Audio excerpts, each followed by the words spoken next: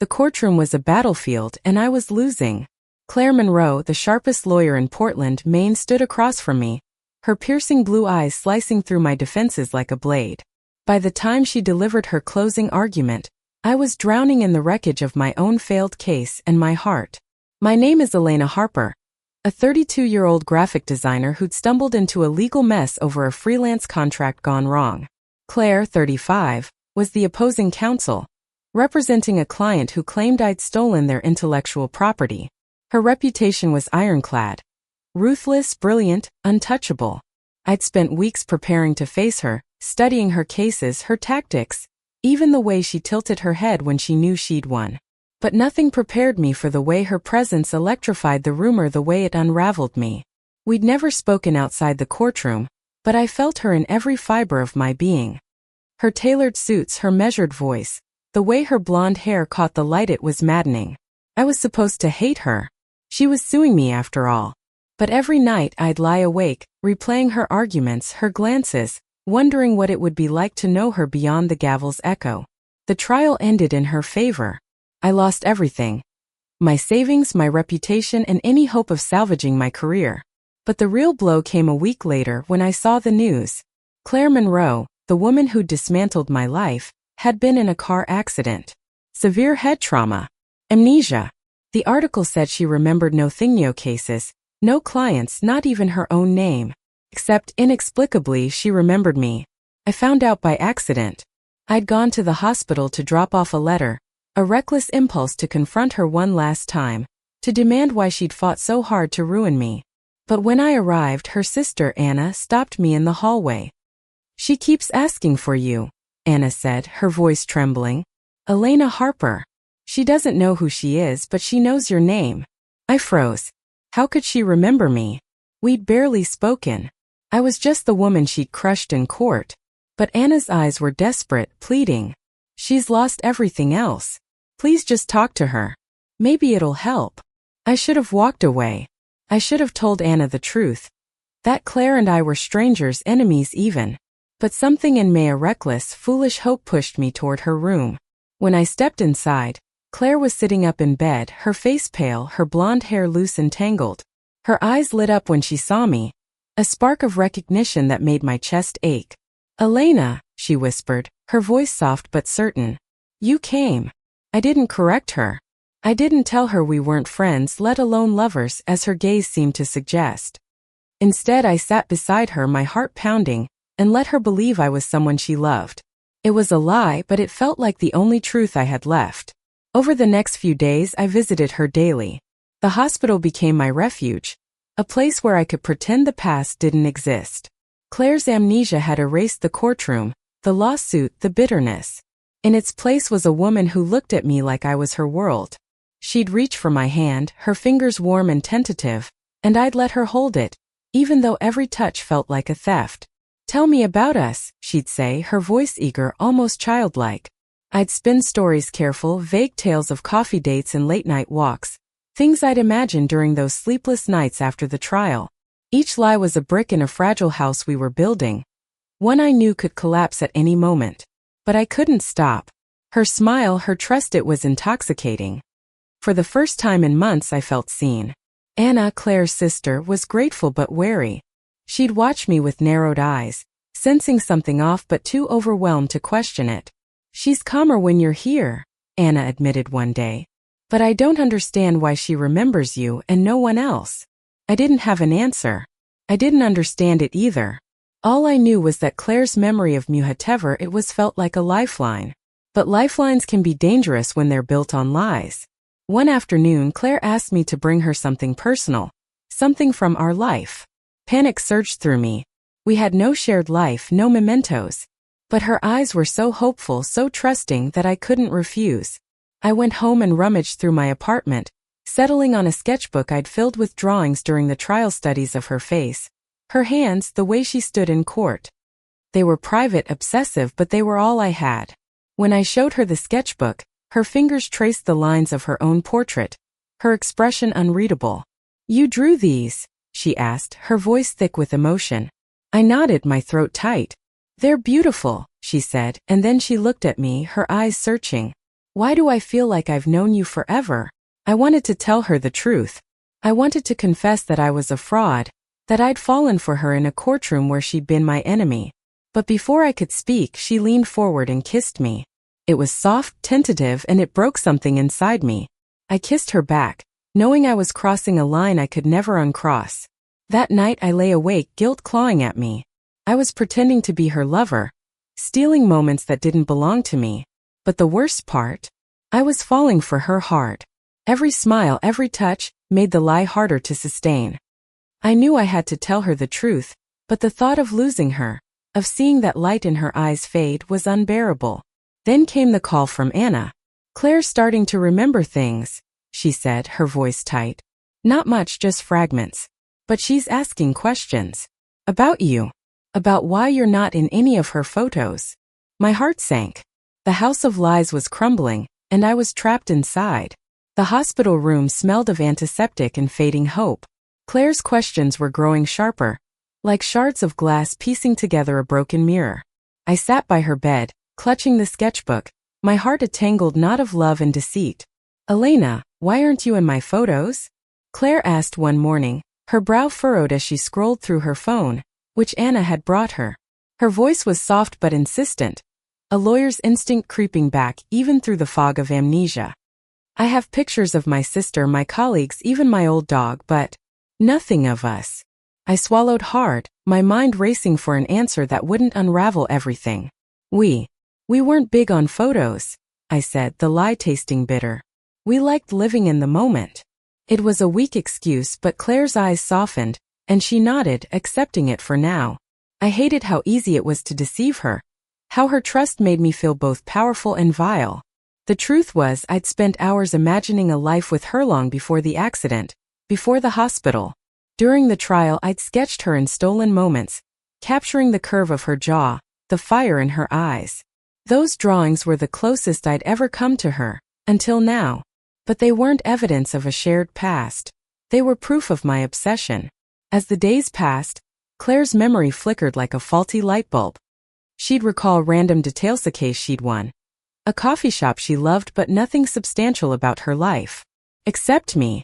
She'd light up when I walked in, her hand reaching for mine like it was the most natural thing in the world. Each time I let her, knowing I was sinking deeper into a lie I couldn't escape. One evening we sat on the hospital balcony, the main air crisp with the promise of autumn. Claire leaned against me, her head on my shoulder, and I felt the weight of her trust. "Tell me something real," she whispered. "Something about you. Not us, just you." I hesitated. The truth was dangerous, but so was another lie. "I'm a graphic designer," I said, my voice low. "I love creating things, making beauty out of chaos. But I'm not as put together as I seem. I've lost a lot recently." My voice cracked, thinking of the trial, the lawsuit she didn't remember. Claire turned to me, her eyes searching. "You sound like you're carrying the world," she said. "I wish I could remember how I helped you carry it." My throat tightened. She hadn't helped, meshed, crushed me. But in that moment, with her so close, I wanted to believe we could rewrite the past. I wanted to be the person she thought I was. The next day, Anna pulled me aside in the hospital corridor. Her face was a storm of worry and suspicion. "Elena, I need to know the truth," she said, her voice low. "How do you know Claire?" "She's my sister, and I've never heard of you before the accident." My heart pounded. I could have lied again, but Anna's eyes were too sharp, too much like Claire's. "We met through work," I said, skirting the truth. "We got close, but it was complicated. It wasn't enough, and I knew it." Anna's jaw tightened, but she didn't press further. "Not yet." That night, Claire had a breakthrough. She remembered a fragment of the trial. "I was in a courtroom," she said, her voice distant as she stared at the ceiling. "I was arguing. Something about intellectual property. And you were there." Her eyes snapped to mine, confused. "Why were you there, Elena?" Panic surged through me. I forced a smile, my mind scrambling. "I was supporting you," I lied. "You were brilliant. You always are." She smiled, but there was a shadow of doubt in her eyes, a crack in the illusion I'd built. I started avoiding her questions, redirecting with stories or gentle touches. But the guilt was eating me alive. I was falling in love with her truly deeply, but every moment was tainted by the lie.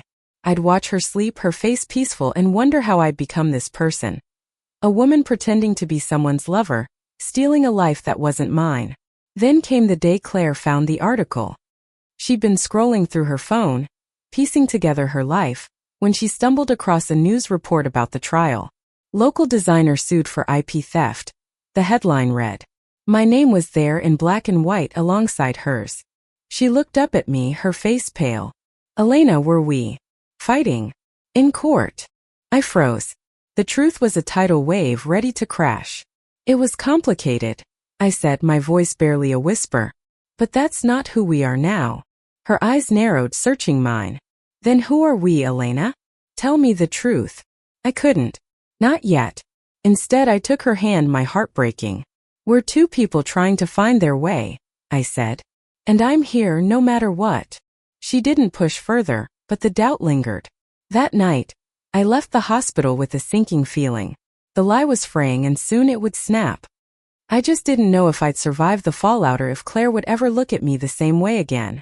The truth was a blade and I was bleeding. Claire's questions grew relentless, each one a step closer to exposing me. I wanted to confess, to lay bare the lie that had spiraled into something I couldn't control, but fear held me back, fear of losing her, fear of breaking her fragile recovery. We were walking along the hospital garden path, the late September sun casting long shadows. Claire's hand was in mine, her grip firm but her eyes distant. I remembered something else, she said suddenly, stopping under a maple tree ablaze with red. You were angry with me. In the courtroom. I saw it in your eyes. My stomach churned. Claire, that was a long time ago, I said, deflecting. It doesn't matter now.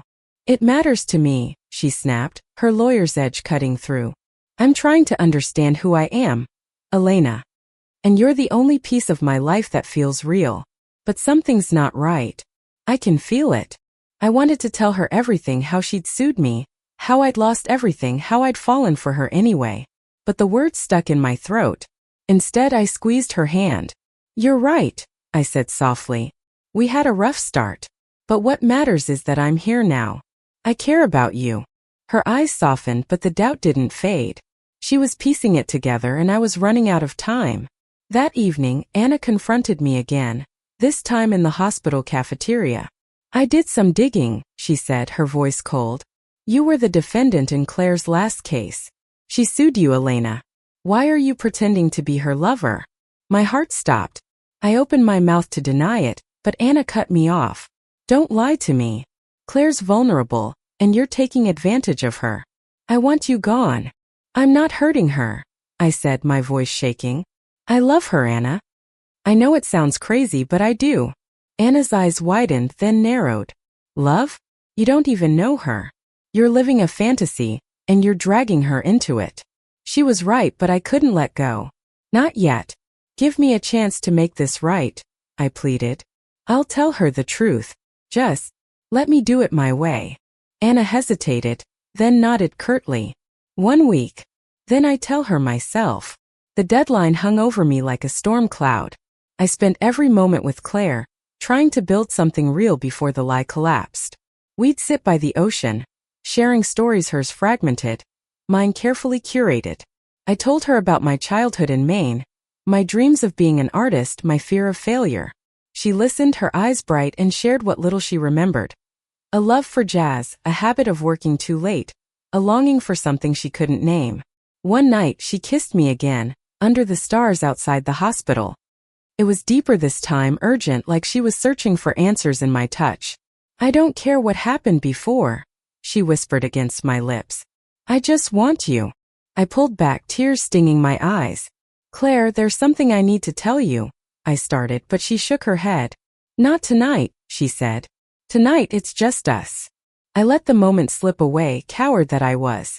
But the next day everything changed. Claire's doctor called me in for a meeting. Her memory's improving, he said. She's starting to recall more of her life, her career, her family. But there's something unusual. She's fixated on you, Elena. She's convinced you're her partner, and it's anchoring her recovery. I felt sick. Her recovery depended on a lie, and I was the one feeding it. What happens if she learns the truth? I asked. The doctor frowned. It could set her back. Or it could help her move forward. It's hard to say. I left his office in a daze, torn between protecting Claire and freeing her from my deception. That afternoon, I took her to a nearby cafe, a place she'd mentioned in one of her memories. She laughed over her coffee, her face glowing, and for a moment I could pretend we were real. But then she froze, her cup halfway to her lips. I remember you crying, she said, her voice hollow. In the courtroom. You looked at me like I'd broken your heart. My breath caught. She was so close to the truth and I was out of lies. Claire, I started, but she cut me off. Tell me the truth, Elena, she said, her voice trembling. Were we ever together? Or is this all in my head? I looked into her eyes and for the first time, I saw fun of me but of losing me. The weight of my lie was crushing us both, and I knew I couldn't carry it any longer. The cafe was quiet, the hum of conversation fading as Claire's question hung between us.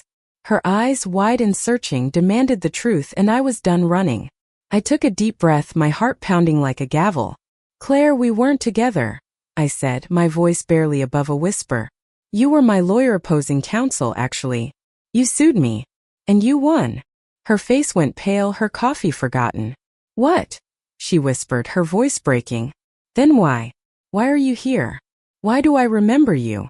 I looked down, shame burning through me. You remembered my name after the accident. I don't know why.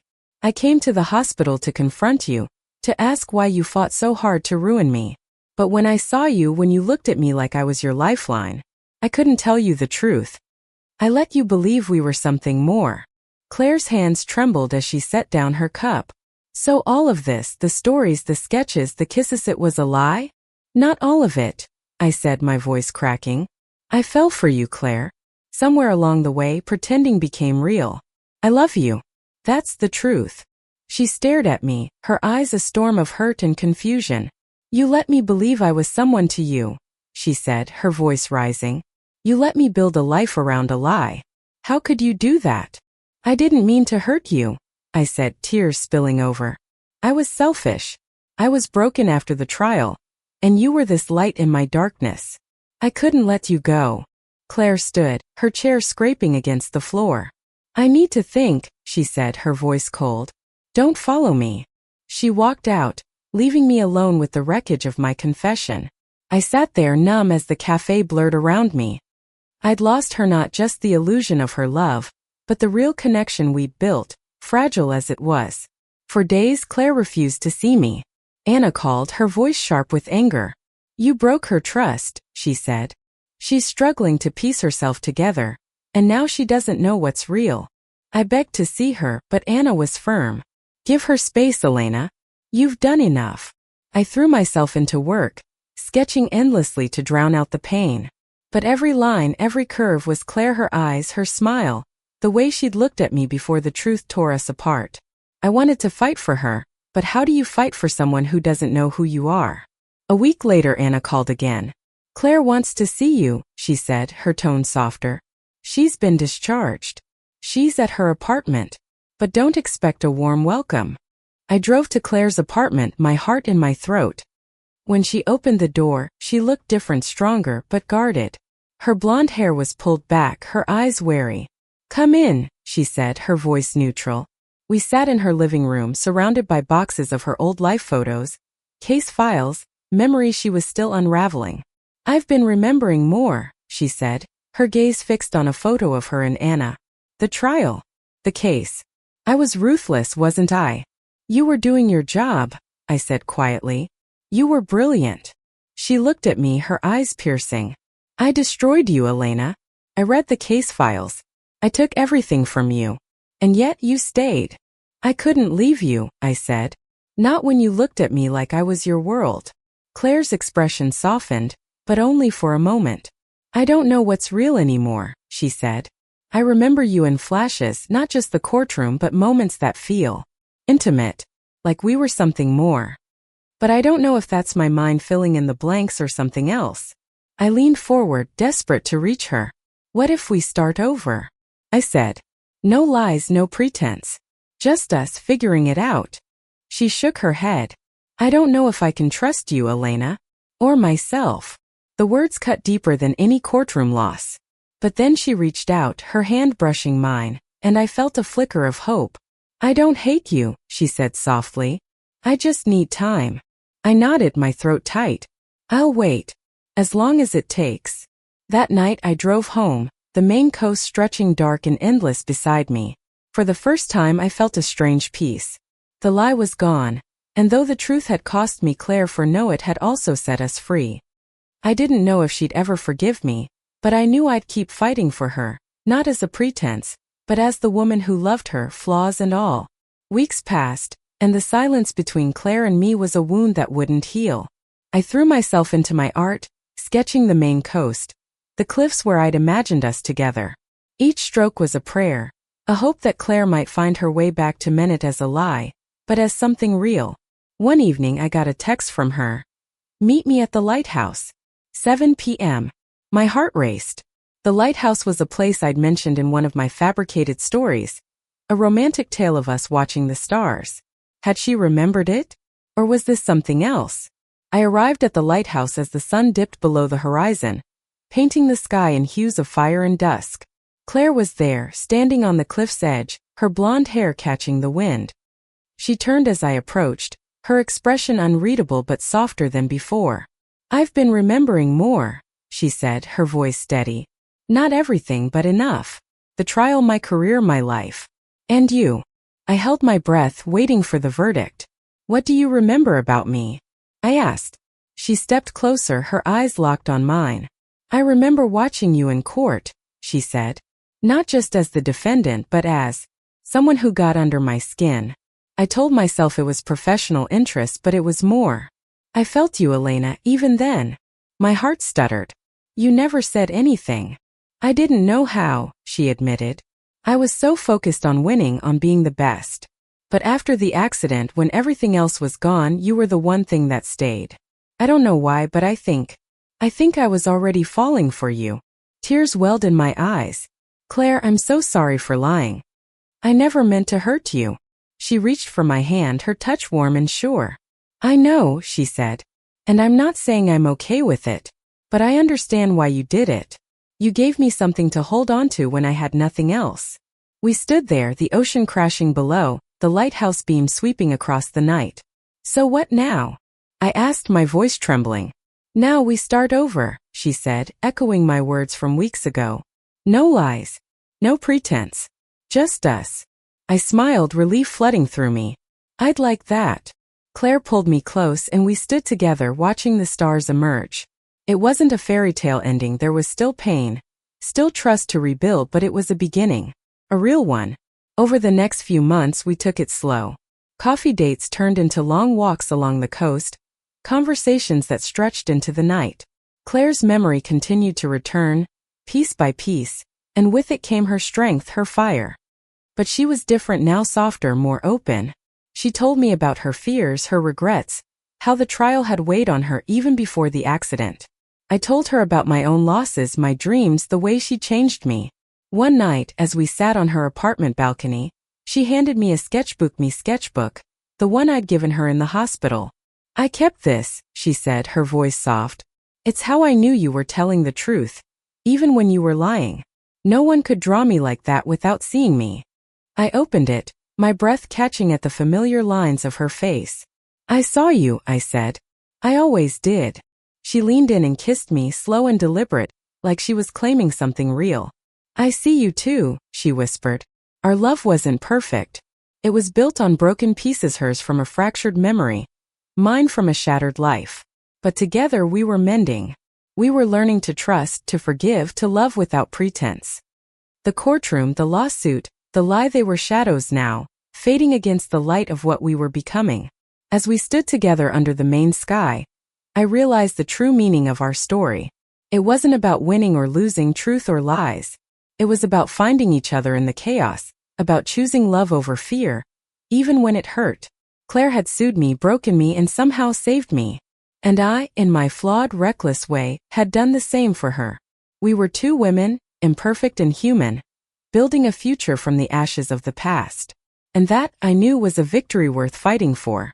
Thank you for listening. Don't forget to like and subscribe to stay updated with the latest videos.